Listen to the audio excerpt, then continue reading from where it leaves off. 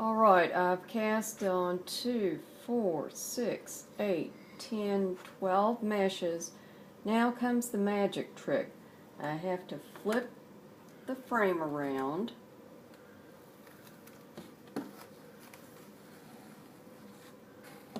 And I'm going to cast on between the first set of loops. So I'll, in essence, have a complete circle. I know it looks odd, and believe me, it feels odd the first few times you do it, but it's the same procedure. And I've changed thread colors to make the difference more visible. So I still have my dowel rod, my gauge stick, my shuttle, and it's the same procedure. I have the thread in front of the gauge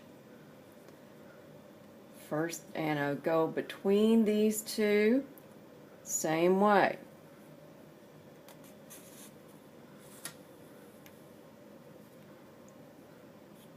It's a little fussier because the thread wants to go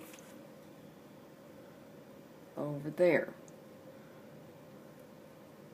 And let me make sure that's in here. That would help too. Okay, first half hitch, second half hitch. So you can see it's still two half hitches. One goes behind the gauge and one does not. Slide it into place, and I knot it just like I did the ones on the front side. The loop is behind the gauge. I don't want that. I pick it up with the shuttle. I'm holding on to it until the knot gets closer. Turn loose and pull it into place. Then I come between these and separate them out so I've got space to work. The shuttle thread goes behind the gauge. This is the gauge. Under the dowel, this is the dowel, back to front between the two green ones. There's the first half hitch. This forms the mesh here. There's the second half hitch. This time the yellow thread is hanging in front of the gauge.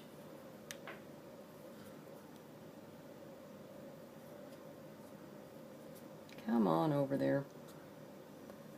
There's the two half hitches. Like I said, consult your local Boy Scouts. There it is. It didn't want to seat. Pull that snug. Now this is where it gets interesting. You have to come between the two yellow ones. Up. Threads around the gauge. I'm holding it with the ring finger. Pick it up so it comes up over the gauge.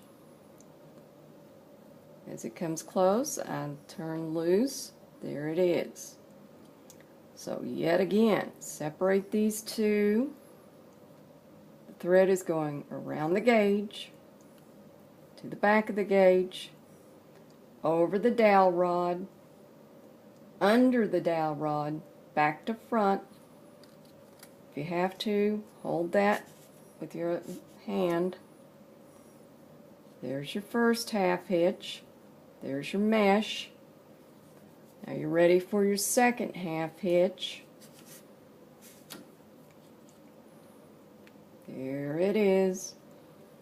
And then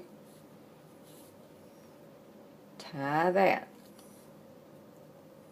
And you just repeat this until you have the number of stitches you want. You cast on half the number of stitches you want on one side, and then you come around, turn it around, and cast on half the stitches on the other side. I have 12 on this side. I want 12 on this side. I have 4. I may go with 13, but you don't want to really exceed the amount you have on the front. Alright, yet again, the thread is along the front of the gauge. It comes around behind the gauge. It goes, lays over the dowel rod, comes under the dowel rod, back to front, and then you have to wiggle it into place Yes, this is frustrating the first few hundred times. And then the second half,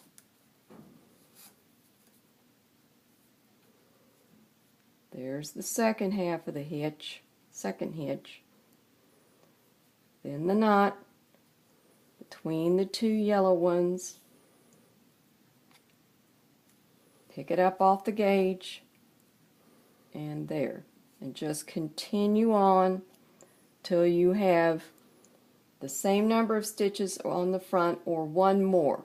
This could be your last stitch here between those two, or if the count doesn't work out right or you want an extra one, put another one over here.